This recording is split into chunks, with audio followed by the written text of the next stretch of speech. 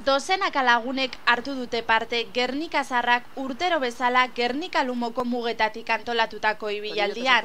Martxa goizeko 9:00etan hasi da eta 12:30 inguruan bukatu da.